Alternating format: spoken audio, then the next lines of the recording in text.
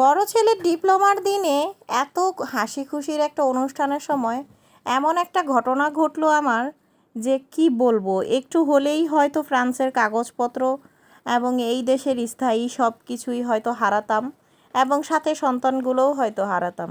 এমনই এই দেশে থাকি, মনে হয় যে সব সময় এমন অবস্থার মধ্যে থাকি, কখন যে কোন বিপদ চলে আসে। ঠিক সেই রকম বাচ্চা নিয়ে বিদেশে থাকাটা যতটা বেশি আনন্দকর এবং যত বেশি স্বস্তির, কিন্তু অনেক বেশি ভয়ের ব্যাপারও। কারণ এইসব দেশে বাচ্চাদের নিয়ে ওরা এত বেশি পার্টিকুলার এবং এত বেশি স্ট্রিক্ট। তো চলো, আজকে শুনতে পারবা আমার সাথে কি ঘটনা ঘটলো। আসসালামু আলাইকুম, welcome to my channel France blogger Sumu থেকে আমি সুমাইয়া সুমু। আজকে আসলে এমন একটা ঘটনা ঘটেছে যে কি বলবো। আমি আসলে সেদিন আর কি স্কুল শেষে প্রায় 6:30টার সময় আর কি আমাদের যেতে বলছে। ওখানে ছিল বাচ্চাদের ডিপ্লোমার অনুষ্ঠান, আমার বড় ছেলের ডিপ্লোমার অনুষ্ঠান ছিল। আর আমার ছোট ছেলেটাকে নিয়ে আমি অত বেশি বের হই না আসলে, ও বাসায়ই থাকে বেশিরভাগ সময়। আমি যখন যাই আমার হাজব্যান্ডের সাথে থাকে। কিন্তু এমন সময় এত হাসি খুশির একটা টাইম, বাচ্চাদের আসলে সব বাবা মাই আসছে এখানে। ওই যে দেখো আমার মেয়ে বসে আছে, ছেলে বসে আছে বড়টা। তো এইখানে এত হাসি খুশির মধ্যেও কিন্তু বিশাল বড় একটা বিপদের মধ্যে আমি পড়ে গিয়েছিলাম। কারণ ঠিক সেই দিনই আমার ছোট ছেলে, মানে আমি যতক্ষণ টেক কেয়ার করছি, কারণ আমার কোলে ছোট একটা বেবি, আবার ওরা দুইজন বারবার আসতেছে, চারজন নিয়ে আমি একা হ্যান্ডেল, তখন কিন্তু আমার হাজব্যান্ড আসে নাই। আর সে না আসলে এইসব বিষয়ে মানে তেমন একটা ইন্টারেস্ট না, আসতে চায় না, বলে যে তুমি যাও, এরকম টাইপের আর কি। তো এখন এইসব অনুষ্ঠান এমন একটা দিন, বাচ্চার ডিপ্লোমার দিন, সেদিন সার্টিফিকেট দিবে, না গেলে তো হয় না। তো বাচ্চা বিভিন্ন রকমের ডান্স করছে, গান শিখছে, যে ওই অনুষ্ঠানের মধ্যে পার্টিসিপেট করার জন্য। তো এইটা আসলে সেই গানের তালে তালে এখানে ডান্স করা হইতেছিল। এর মধ্যেই আমার ছোট ছেলে হাজব্যান্ড যখন আসলো, আমি অনেকবার করে ফোন করার পরে তো হাজব্যান্ড আসছে, বাহিরে বৃষ্টিও পড়তেছিল।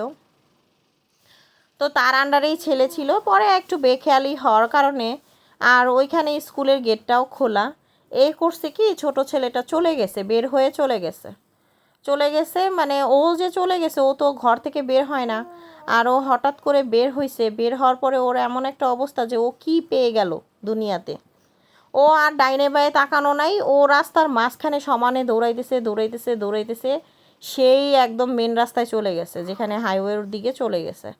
এখন এই এলাকার মোটামুটি আমার হাজব্যান্ডকে মানুষজন অত একটা চিনে না, কারণ সে তো বেশিরভাগ সময় জবে থাকে আর যতটুকু সময় পায় বাসায় থাকে। তো আমাকে আবার মোটামুটি আমি এখানে সবাই মুখ চিনে আমার, ঠিক আছে।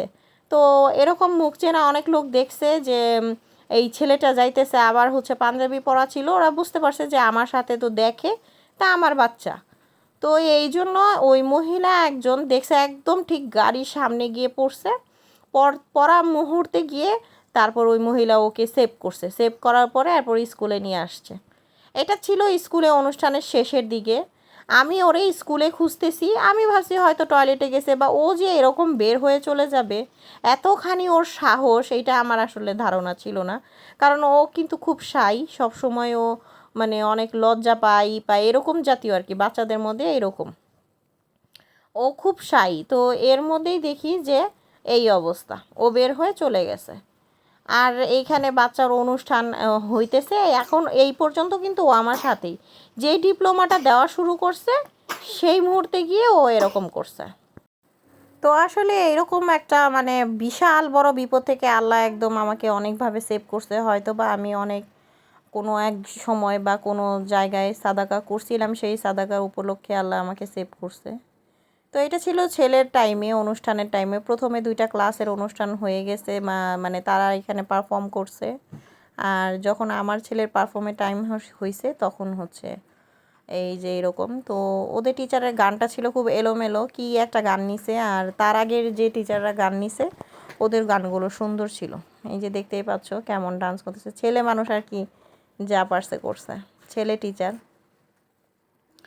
তো যেটা বলতেছিলাম, বিদেশে কিন্তু বাচ্চা পালা অনেক কষ্ট, বাংলাদেশ থেকে অনেক বেশি কষ্ট। কারণ এক তো ভাষাগত প্রবলেম, এই দেশের বাচ্চারা হচ্ছে এই দেশের ভাষায় কথা বলে, বাংলা ভাষা এরা পছন্দও করে না, কথা বলতে চায় না, একদমই কথা বলতে চায় না। আর বুঝলেও বলতে চায় না। আমার বাচ্চাগুলো ঠিকই কিন্তু ওই রকমই, ওরা বাংলা একদমই কথা বলতে চায় না। 2জন তো টোটাল বাংলা বলে না, আর তিনজন বর্তমানে একদম একদম এখন ফরাসির রূপে নিতেছে। তো আমরা হাজব্যান্ড ওয়াইফ শুধু বাংলায় কথা বলি। আর তাছাড়া এখানকার ল অনুযায়ী, সিস্টেম অনুযায়ী বাচ্চাদের কিন্তু বাবা মা শাসন করতে পারবে, কিন্তু বাংলাদেশের মতো না যে হ্যাঁ আমার বাচ্চা এই যে চলে গেল, বের হয়ে গেল, এটা কিন্তু মায়ের ফল্ট।